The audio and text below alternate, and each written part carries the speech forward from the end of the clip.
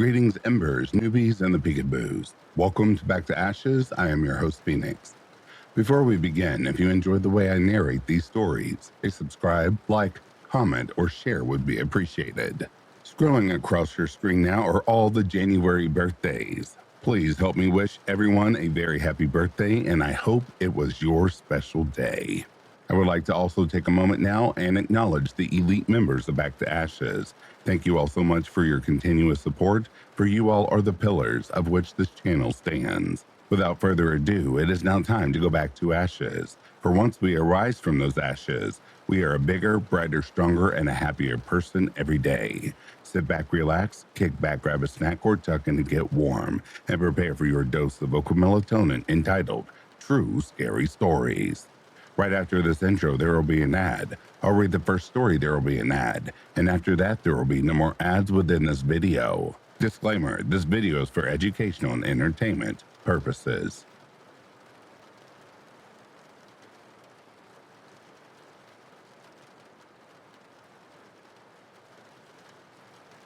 When I was about 8, I was watching Harry Potter and the Chamber of Secrets. I distinctly remember because it was the scene where he's talking to Tom Riddle in the chamber, and yeah, anyways. At some point, I heard the doorbell ring downstairs, so I went down and looked out the window facing the door, as I was taught to do. A man, who I'd never seen before, was there, and he gave me a smile and a wave. Something inside me did not feel right, so I went over to my grandmother, who lived with us at the time. I told her there was a man at the door and I had no idea who it was. She immediately got up and asked him through the door. She'd been robbed at gunpoint in the past. She didn't play games. And what he was there for. He said he was there to tour the house since he saw that it was for sale. He said he saw the sign. There was no for sale sign in our front yard of our house. The only time our house had been up for sale was when we bought it, and 2 years prior to this, when we had it on the market for maybe 3 months. He was insistent that he saw it was for sale and wanted to see inside. He didn't sound angry or confused. He sounded confident in his intention. If anything, you would think my grandmother was the one who didn't know what she was talking about. They went back and forth for a moment or so. My grandmother stood her ground and, at one point, said, still through the door, that she had no idea what he was talking about, and if he didn't leave, she was going to quickly call the police. He immediately left quickly, got in his truck, and left. She let my parents know what had happened when they got back from work, and they were fairly alarmed as they did not recognize his description. And, again, the house was not for sale.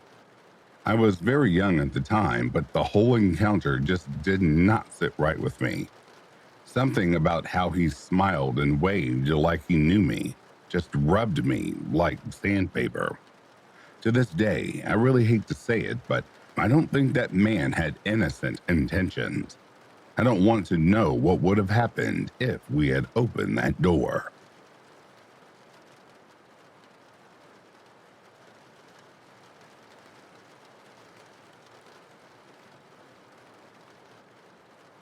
When we lived in New Orleans, we had a nice little 2-bedroom apartment. Just my girlfriend, who is now my wife, and I living together for over 4 years. The apartment was nice and spacious and came at a great price. We felt pretty lucky. I guess it's relevant to mention that my wife works weekends sometimes and I don't. That means sometimes I get to hang out all day by myself. That particular morning, I woke up early. Like really early, 5:30 a.m. It was a Sunday, and to no avail, my girlfriend wasn't in the mood for my shenanigans. So I resigned myself to make some coffee and sit on my computer, lazily browsing the internet. It wasn't noticeable the first time, so I don't remember when I saw it, but in our little office space, there was a closet. It was full of art supplies for my wife and cleaning supplies for me. The thing I noticed was it was ajar. Just a little bit, the smallest of cracks. I pushed the door closed without thinking twice and went to crack some eggs. Breakfast drew my wife out of her slumber, and as she ate, I left the dishes to soak and wandered back over to the bedroom and turned on the TV. She yelled, "Bye," on her way out, and it wasn't long until I was alone. I was barely watching TV and scrolling through my phone. I didn't remember falling asleep, but I must have, dreaming of something chasing me, usually zombies or some variation. Something about the psychology of your friends and loved ones betraying you and becoming a threat always shook me to my core. My eyes snapped open, and I thought I heard footsteps. I looked around and saw nothing. The clock read 9 a.m. She wouldn't be back this early. Maybe it was just part of the dream. I sat back and tried to play some video games on the computer, but nothing really scratched the itch I had. I glanced over and saw the door to the closet open again. Just a crack, just large enough for someone to see through. I thought this to myself and gave myself goosebumps. Then shook my head. Nah, I'm not interesting enough for someone to hide in my closet. I opened the closet door to confirm my feelings. Nothing but a tray of paints that had gotten stale because someone forgot to put the caps back on. And a full vacuum that someone forgot to empty. I blamed both on my girlfriend and closed the door, closing it tightly and even giving it a light tug to make sure. I walked back to the master bedroom to shower, and looking over, I saw the spare room closet door open. Just a crack, just a small hair open. I had the stomach drop panic moment and tried to shake it off.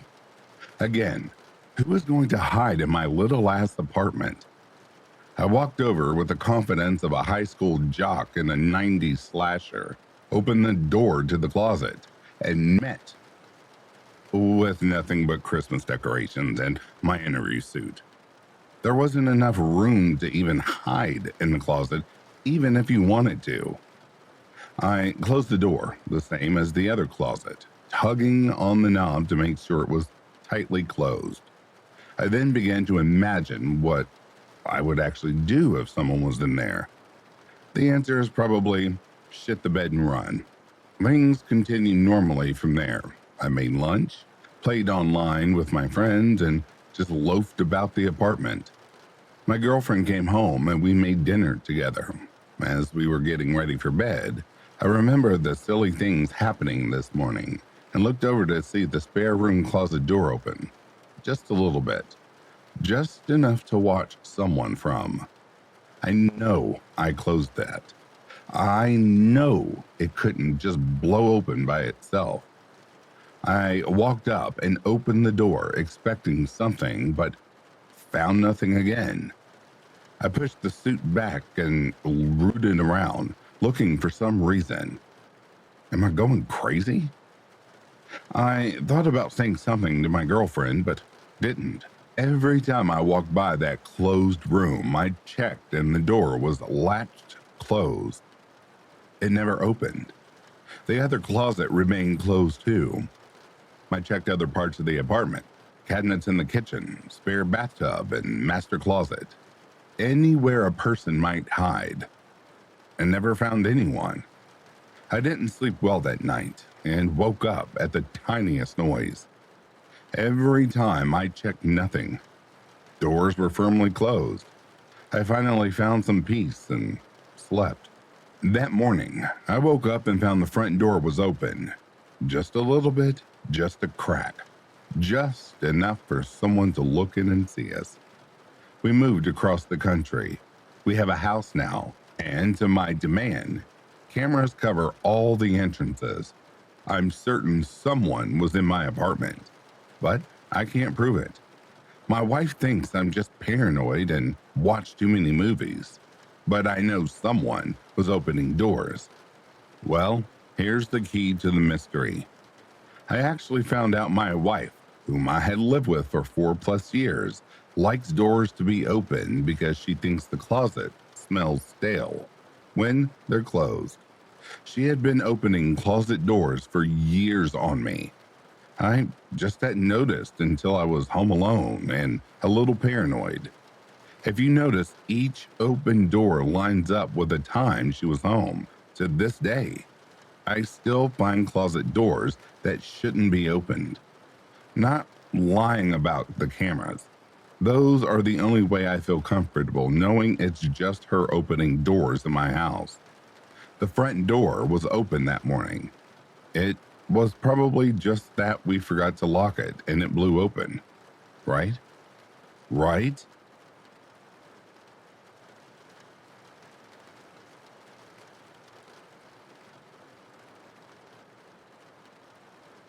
After college, I got a job as a handy person in senior housing. It was awesome because I hadn't really had much exposure to grandparents before. Many of the seniors loved me, and I loved them.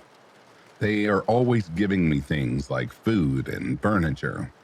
Being young and having almost nothing in my home, I welcomed the offerings. There were these two sisters, Daphne and Velma. Not their real names, and I'm guessing they've since passed. Nice ladies, kinda needy, a little haughty, and somewhat well to do.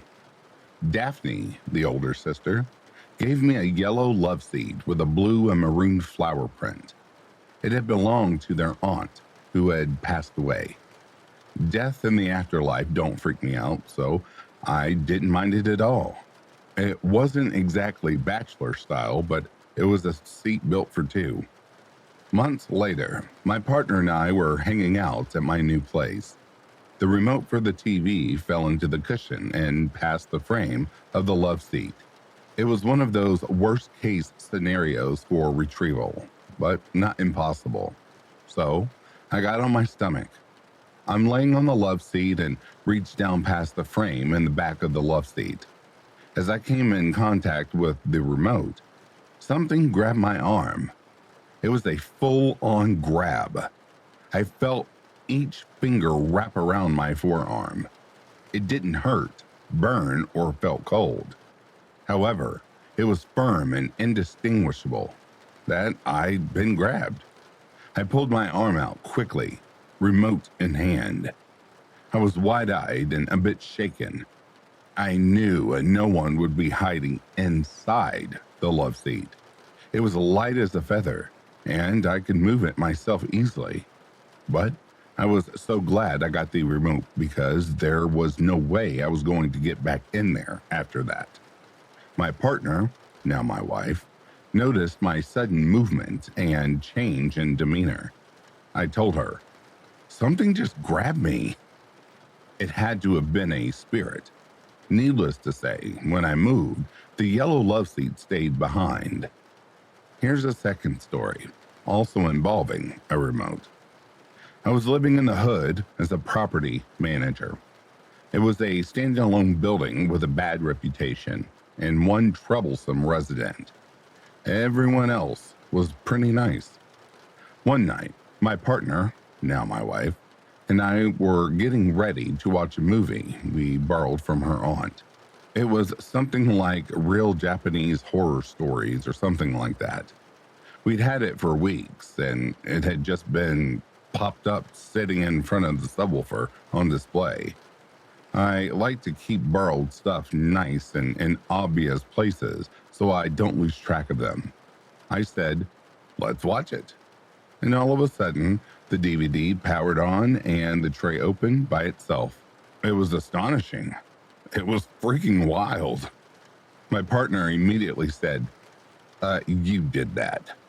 I responded, "I did not." She said, "You're probably sitting on the remote." I felt around.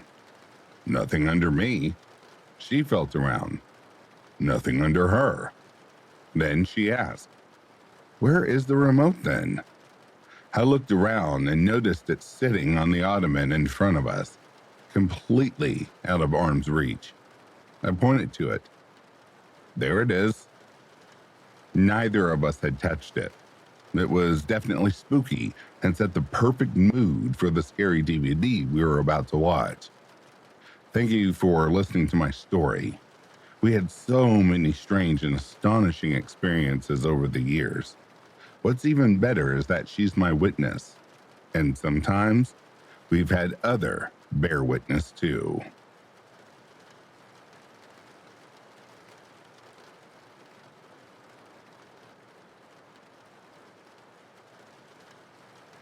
I've never been the kind of person to believe in ghosts or supernatural things, but after what happened that night, I don't think I'll ever be the same. I live in Pune, a bustling city in India, where life doesn't stop no matter the hour. It was a cold winter evening, and I was at my desk, sipping coffee, lost in my own world. My mom called out and asked me to come get her medicine for her. Being the procrastinator that I am, I pushed it off, saying I'd go later. Time flew by, and soon it was 11 p.m. The streets were quiet, with the kind of eerie calm that only comes late at night. I grabbed my jacket, my bike keys, and headed out to the 24/7 medical store nearby. After picking up the medicine, I felt the urge to go for a late-night ride, something I often do to clear my head. There's a small bridge not too far from my place, surrounded by towering trees and shadowed by tall buildings in the distance. The bridge has a kind of haunting beauty to it, especially at night. Beneath it runs a dam, and when it's open, the rushing water creates a mesmerizing, soothing symphony. Here's where things get unsettling. In India, we don't bury the dead, we cremate them. And this bridge? It has 4 cremation sites under it, 2 at either end of the bridge. I didn't think much of it. I'm not superstitious, and honestly, I never believed in ghosts. It was midnight when I arrived. I parked my bike near the start of the bridge, lit a cigarette, and put on some music. The cold breeze whispered through the trees, and the distant sound of water made the setting more surreal. At the far end of the bridge, I noticed a pyre burning, a body being cremated. I decided to stay where I was and not disturb the rituals. An hour passed, and I felt it was time to head home. But to do that, I have to pass the cremation site. I started my bike and began riding very slowly. The closer I got, the more aware I became of the burning pyre. And then, out of the corner of my eye, I saw it. A shadow. At first, I thought it was a trick of the light. But as I got closer, the shadow became clearer. A man, squatting right next to the burning pyre.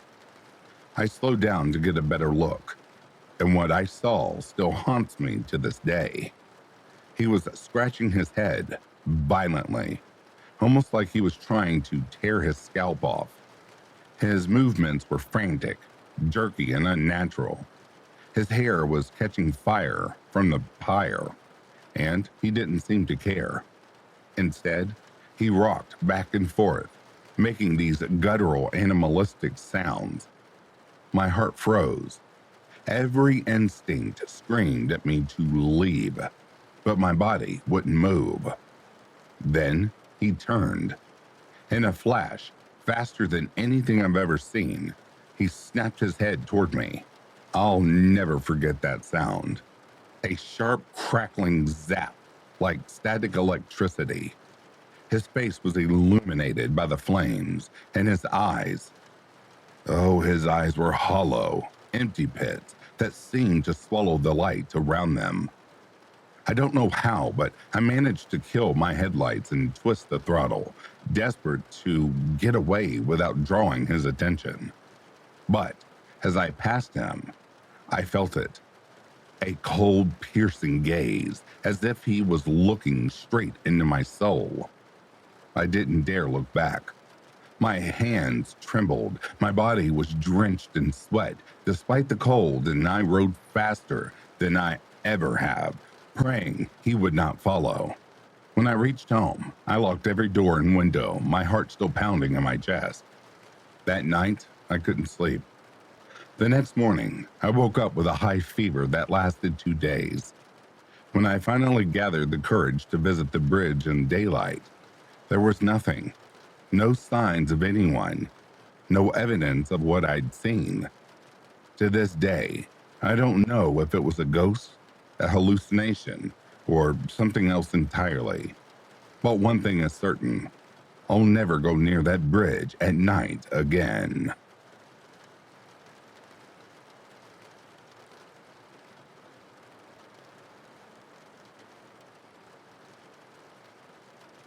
Let me preface this. While this story may not be outright terrifying, it is the strangest series of events I've ever witnessed, and it scared the shit out of me living through it.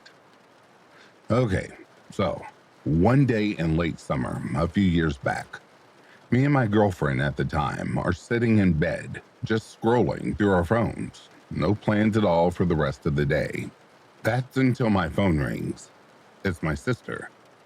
She's a wonderful person who we unfortunately don't see often, who lives about 2 hours northwest of me in New Hampshire, on a small plot of land far up a mountain with a goat farm. She asks us if we would like to come up for the day, see her and the goats, and just relax together for a little while. Feeling kind of lazy and not wanting to drive that far, I almost decline, but she is my sister, and like I said, I don't see her often, so I agree. Me and my girlfriend pull ourselves together and get going. And this is when things start getting weird. An hour and 20 minutes of driving has gone by, and we're nearly to her town when the first inkling of fear arises. Both of our phones are nearly 1% battery. I swear we had charged them, but we must have just forgot. Unfortunately, though, we had no charger, and there's no stores in the area to buy one. So we figured we'd just try and get to my sister's as quickly as possible. Remember I said it's a 2-hour drive? Almost 40 whole minutes of it involves winding dirt roads, even some class 4, that led up to the top of the mountain she lives on. There is nothing up here. Houses, maybe every few miles, and most look unlivable, all run down and dirty with junk cars in the front yards and such. But my sister's house is nice, so we continue on. The idea that my phone will die before I get to her house is ringing in my brain. We've been on these dirt roads for so long and made so many turns, I have no idea where to go if it dies on me now. And that's when fear really struck. I slam on the brakes, skidding to a stop on the dusty old dirt road, and in front of me is something out of a movie. In the middle of the road, the only road that leads to my sister's house, is a makeshift wall consisting of 2 large metal gates, fallen tree branches, and rocks, and it is covered in messages. There were signs saying things like animal sacrifice area and don't cross the fence, and hundreds of small trimmings from newspapers put together to write threatening, cryptic messages. One of them basically saying, "The cult now owns this land, and if you enter, you better have a gun on you because you'll need it." There were also dozens of pictures of girls, seemingly random ones cut out from books and magazines, but just scattered on the ground at the foot of this wall. We are speechless. We sit in our car for maybe 10 minutes just looking at this structure and wondering if it's safe to get out and look at it. But eventually, I do. I look at the wall, all its little messages and warnings, the bullet holes penetrating all of the signs, and then I look past the wall, down the road we were intending to travel down, and I freeze. I hear large footsteps off the road into the woods, crunching leaves and snapping sticks. I duck down behind the wall, and I hear whatever this is move onto the road, with the dirt and gravel moving now. I peer through the small hole in the metal gates, and what I see has stuck with me since, and my girlfriend. Swear on our lives, it was the biggest human I have ever seen. And when I say big, I mean tall, but also wide, like Hagrid from Harry Potter. The man was at least 3 times bigger than the second biggest I'd ever seen, and he was holding an axe. I watch as he turns 90 degrees and faced directly down the road, not towards me, but away, and then just stands there, motionless. I am mortified at this point, and after gaining the courage, I sprint to my still open car door and floor it in reverse out of there. And my girlfriend says the man in the road never for a second turned around. A few minutes later, after making it a good mile or two away from the area, we pull over to catch our breaths and figure out what is going to happen from here. My sister's road is blocked. We saw some insane man, and our phones are both dead. Both of them. I want to scream, but I keep it cool as not to scare the crap out of my girlfriend. We soon decide the only thing we can do is drive the other way and attempt to go back to town without directions. There, maybe, we can ask someone where the closest store is for chargers. And after this point is where the more paranormal starts to happen. We drive for a few more minutes, passing a house or two, and then, on our right, a road. East Washington Road, it's called. This immediately rings a bell in my head.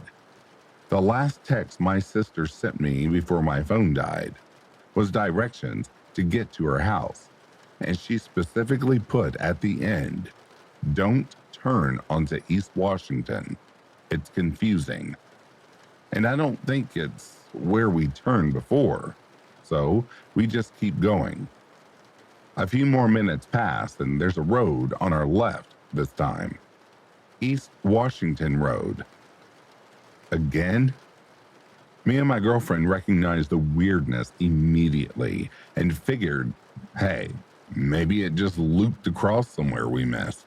Not even a minute later, on the left again. East Washington Road. It is getting creepy now, and after the whole roadblock incident, we are still very on edge and start to feel like something is very wrong. We continue straight anyway, and no lie, at least 7 to 8 more times we pass East Washington Road on both sides of the road we're on, over and over again until we reach a fork. This fork sent chills down my spine for 2 reasons. The first is, I know we did not come in through this fork, so we must have missed our turn. A turn onto East Washington, no less.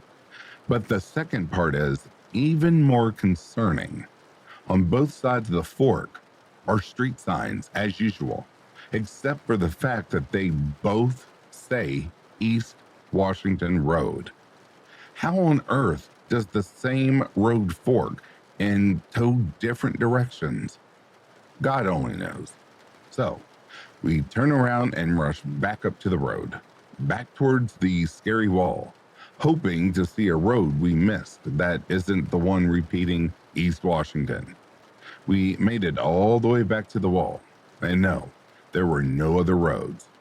We must have turned onto East Washington at some point by accident, and now it's the only way out. And at this point we see, we're almost out of gas.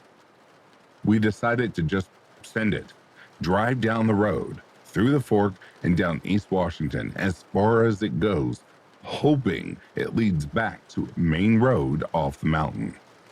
We drive those winding roads for almost an hour and 40 minutes. Gas is very, very close to empty, and it happens. We find the main road and we immediately follow signs into town. We get to town center. We park and turn off the car. We plan on going into a small pub to use their phone to call my mom and sister and ask the owner about the closest gas station or store. But things are not back to normal yet. I walk inside the pub alone. My girlfriend stayed in the car. The hostess walks up to me, and before she can even speak, I ask, "Could I use the phone here? I'm lost and mine is dead." And I kid you not, without a word or any face of acknowledgement, she just turns around and walks away. So I stand there for a minute and ask the next employee I see, a bartender, and they respond. They guide me over to the back corner of the restaurant where the phone is. And when I get there, the whole place goes silent. This place is near capacity, totally packed with people, and all of them, at once, go silent. And this silence doesn't feel like be quiet while he's on the phone to be nice silent. It's very uncomfortable silence. But despite this, I call my mom. She picks up and I explain all that has happened and how we're lost and almost out of gas. And she interrupts and says, "Who is this?" And then immediately hangs up. What? What do you mean, who is this? Your son, who is at the point had been talking to you for 5 minutes. I'm far past bothered at this point, so I leave the pub and hop back in the car.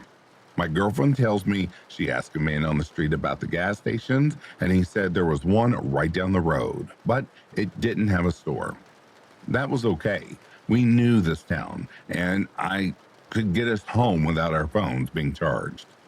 So we get the gas, fill up, and get on about our way. Feeling sick at this point from all the weird shit that keeps happening to us.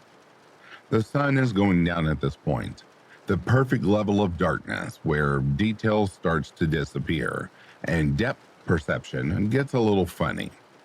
We're about halfway home at this time when out of the corner of my eye, I see strange movement off of the side of the road.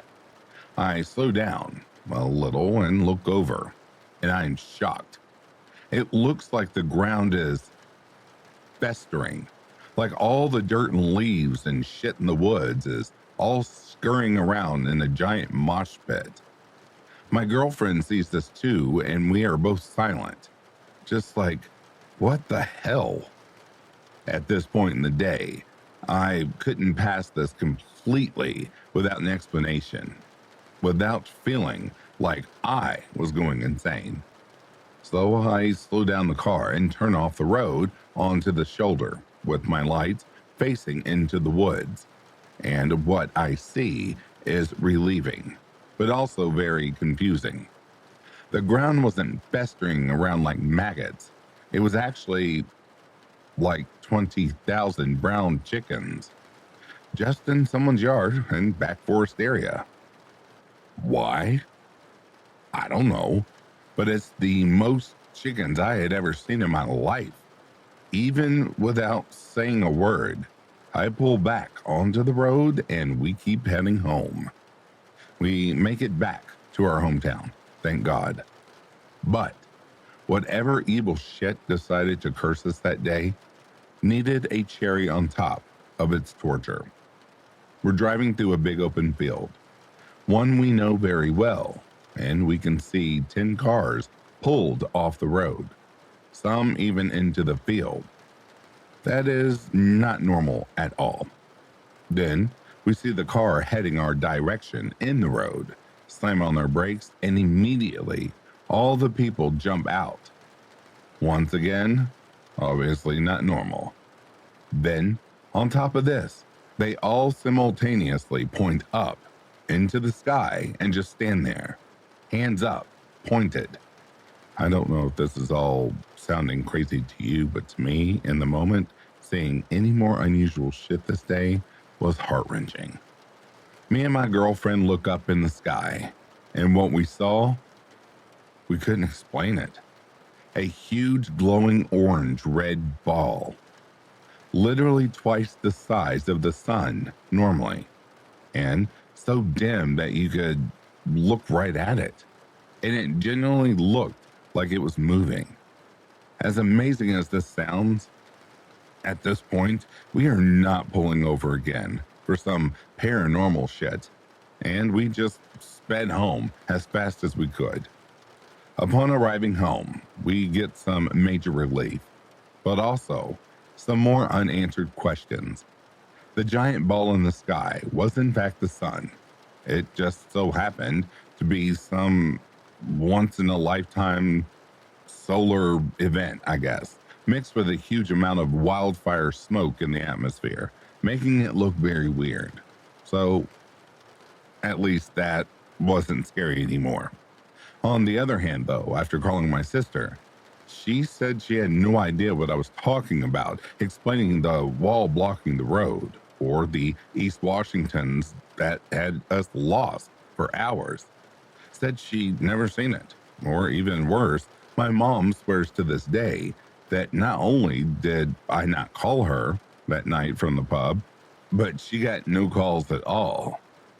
Me and my girlfriend were terrified of all that we experienced that day and told all of our friends, to mixed reactions, most thinking we were lying. This is one of 3 insane events that have taken place in this town. The other involved me and all my guy friends joining back up to the wall because they wanted to see it after hearing my story. And just as much scary, unexplainable stuff happened that day as well, entirely solidifying the fact in my head that this town is extremely haunted.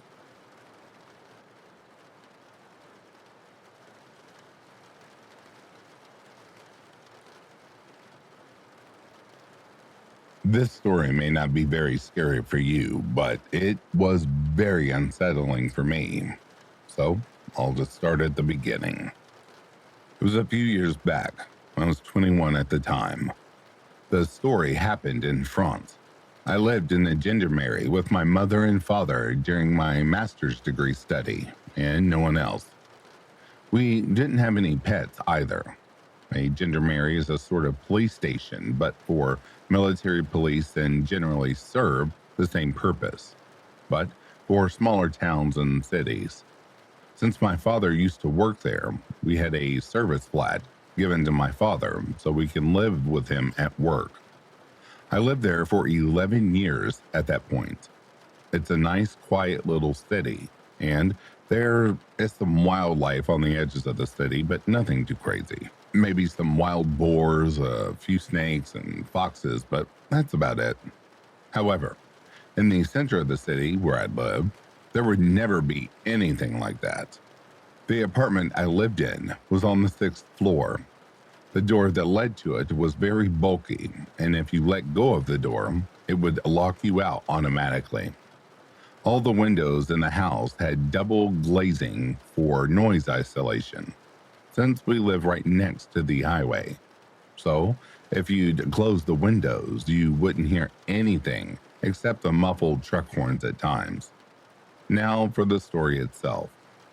I cannot remember the exact month since I shrugged off the story later on. All I can tell is that it was not summertime, as we let the windows open at night in the summer to cool down the apartment. We did not have AC at the time. I would wake up very late at night, or early in the morning, depending on how you look at it, at around 2 a.m. by a loud banging on my bedroom door. I always kept it locked at night because I like my privacy, and my mother has an unhealthy habit of snooping around. I obviously got startled and woke up on the nerves because while it happened that my mother or father would wake me up at night for urgent matters, they would usually knock as well as call out my name and not bang. However, this definitely sounded more like banging, and there was no voice calling out to me. I would make for an uninteresting horror protagonist since I figured that whatever is out there, I'm safer in my locked room than going out.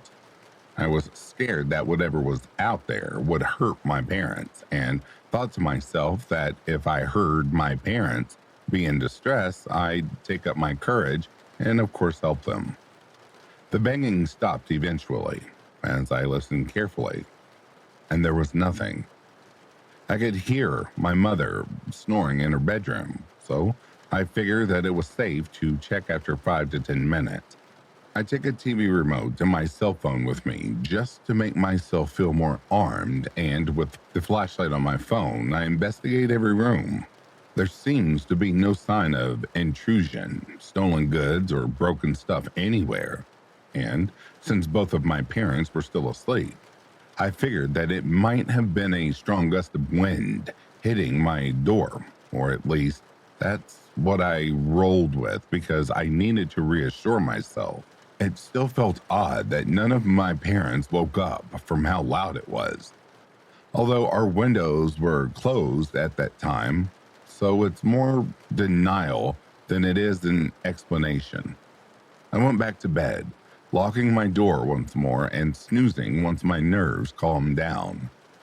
I woke up not an hour later to the sounds of screaming.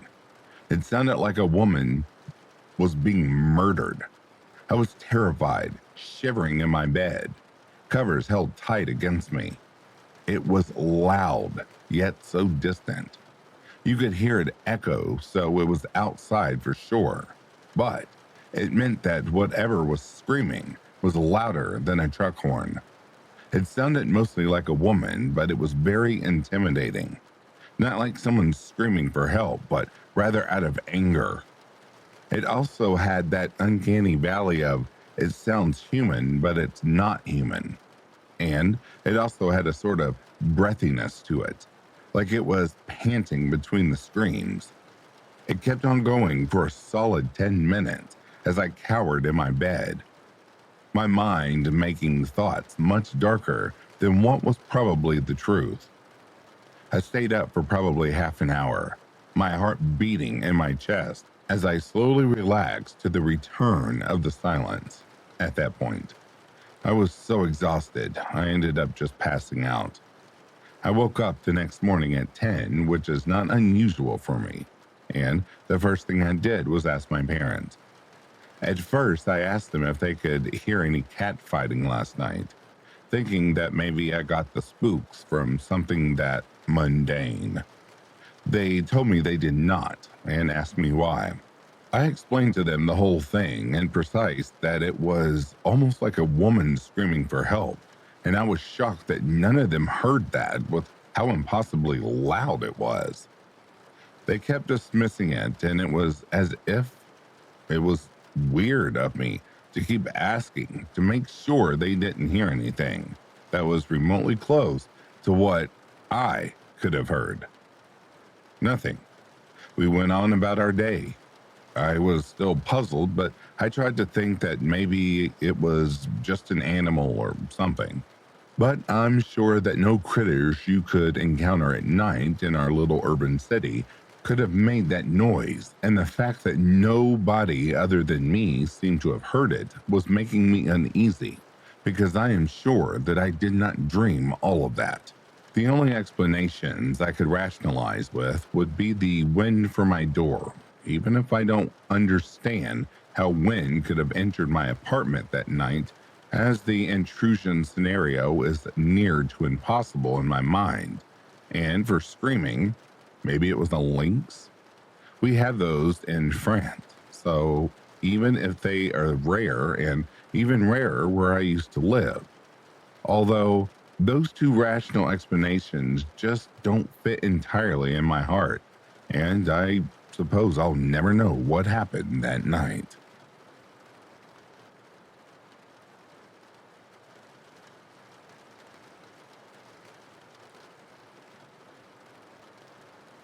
Me and a friend I will call Robert had just spent the day in a city a few hours from our own. We had just spent the day at an event in which we had both participated in, and we had a blast. After the event, we decided to go out and get dinner with a group of our friends and ended up staying in the city until almost midnight before we decided we should probably get going. The drive home was very uneventful for most of the way home. The roads in between the two cities are very rural, with only a few small towns between the two. since it was dark and we spent most of our drive looking for animals that may run out in the road while chatting with each other. As we got fairly close to Robert's house, we saw a car parked on the opposite side of the road, facing the wrong way, and a man walking around on and next to the road. The car in front of us just so happened to be an ambulance, which stopped to try to help the man. As we drove past, I made eye contact with him, and we continued on our way thinking nothing of what just happened. We drove for another 20 to 30 minutes before turning onto the access road to get to Robert's house. As we got further up the road, we noticed another car had turned on the road farther behind us. Robert lived in a gated community, so we had to turn onto the driveway so we could get through the gate. This is when we noticed that the car that had turned before had turned again and was right behind us.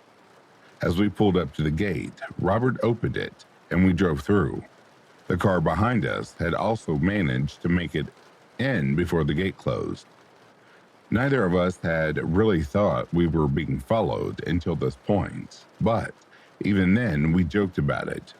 We then drove for a while inside of this neighborhood, which is fairly large, and noticed this car was still behind us. The route we took was a large curve, since we figured he should have turned off by now. As we got close to his house, we decided to keep going, as the road would loop around and confirm we were being followed. At this point, we called my friend's dad, who had just watched us drive by with this car behind us. As we came around the loop, we had come to the realization we were actually being followed. Robert then started driving much quicker through the neighborhood, and the car behind has also sped up. We were going about 50 to 60 miles per hour on these fairly small roads, but the other car kept up. We drove for a while before we decided to head to the front gate, which had a 24-hour security guard, and we still were not sure if the person following us had a key fob to open the gate or not. We left the neighborhood and pulled a U-turn back to our front gate. We were still driving very fast at this point, and to anyone, it should have been apparent we were being chased. As we came back to the front gate, my friend was able to open it in a way we couldn't be followed, but as we turned the corner, we saw the gate opening and the car that was following us drove in. This is where we made a huge mistake. We turned down the road without realizing it was a cul-de-sac. As soon as we noticed our mistake, Robert was able to flip the car around so we could get out of there. But as we drove by the car, I made eye contact with the driver, but could barely see his face. When we turned out of the cul-de-sac, we turned off the lights and booked it. We finally had managed to shake him and get to Robert's house. We waited at Robert's house for the police to arrive, and shortly after, the officer had arrived. He gets a call on the radio, and he booked to his car. A few minutes later, 2 more police cars show up, and we were informed that they had found the car. The man was the same guy we had passed on the side of the road around an hour earlier. When police first made contact with him, he refused to speak and did not look like he was in the right state of mind. As the traffic stop proceeded, he began threatening officers. We later found out he was a mentally ill and unstable veteran from a couple states over and had no reason to be anywhere close to where we were. The man had broken the back gate when he followed us in. The worst of all is the guy at the front gate, whose only job was to not let people in if they didn't have a fob without stopping at his booth. Let this guy in after we had just sped past him. He was quickly fired by the security company. Looking back on this, there is only one thing I would have changed. I would have called the police sooner, but the adrenaline in the moment clouded our judgment.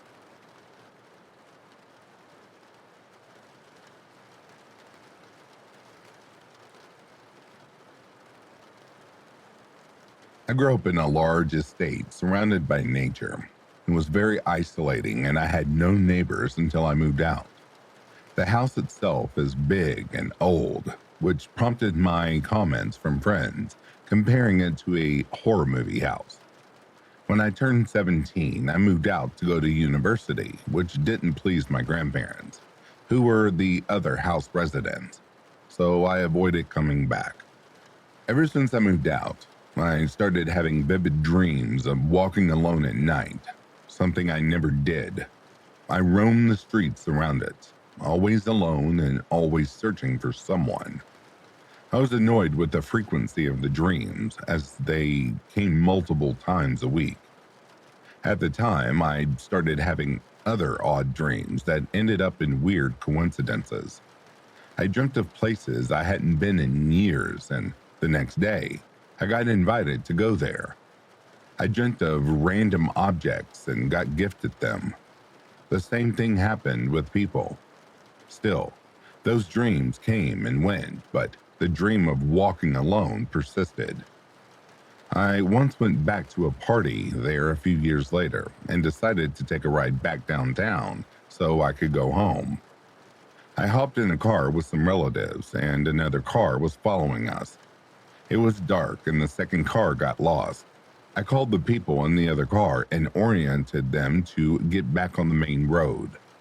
We waited for them in front of an old slaughterhouse, and I mentioned how I always dreamt about walking down those roads almost every night, but that I never got to ever do so. The people in the car all believed in spiritualism, and one of them said I should pay more attention to those dreams. I shrugged it off and let it go. When I turned 20, I decided to move back in with my grandparents and go back to living in that house. The dreams got more frequent. After a few months of moving back, they had to leave town for a few days, but I couldn't come with them as I had to shoot some things for uni. They left on a Friday afternoon, and I invited a friend to sleep over with me. She had to take a train and then call an Uber to get to my house, something she had done multiple times. She ended up being late and arrived in my town almost at midnight. It would have taken about half an hour for her to get here from the train station, but as time passed, she wouldn't arrive at my house. I was getting desperate, and she called me at 1:01 a.m. to tell me the driver refused to drive around those roads at night and dropped her off at a road. She sent me a picture that looked like the end of my street, so I told her to just walk and that I would find her. It was a short walk that would last around 2 minutes, but she never came. She called me again, saying she was lost, and sent me a picture of a house. I told her to stay there and that I would go looking for her. I walked around those streets alone, in a white nightgown and pin curls in my hair. I roamed those streets for what felt like hours. I considered getting the car keys and searching for her, but I don't know how to drive.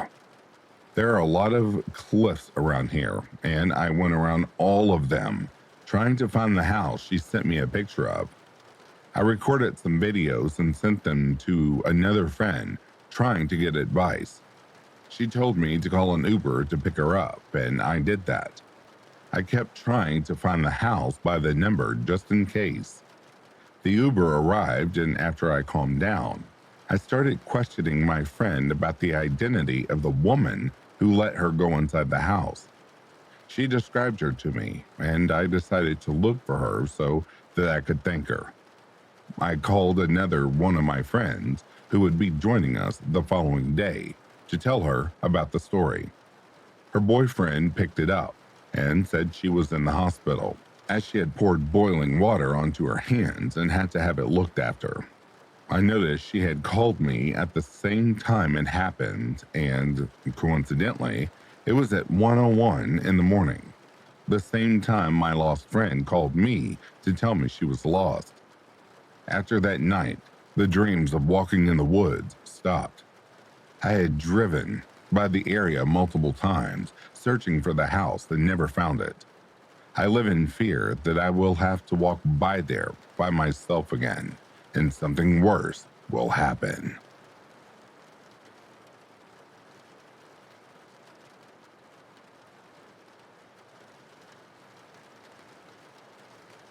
And that, dear Embers, brings a close to these true scary stories. Before I go any further, I would like to acknowledge the rest of the members of Back to Ashes. Thank you all so much for your continued support. You are the glue that holds all of this together. For the newbies, the peekaboos, also the subscribers and the members, thank you all so much for your support. For without you, I would not have a voice and there would not be a Back to Ashes. I can't express my gratitude enough. If you are sleeping, I hope Slumberland is treating you comfortably. If you're awake, I hope you've enjoyed these collections. Until next time, please stay safe out there. I'll be reading to you soon. Have yourself a good morning, a good afternoon, or a good evening. Peace, love, and light to you all.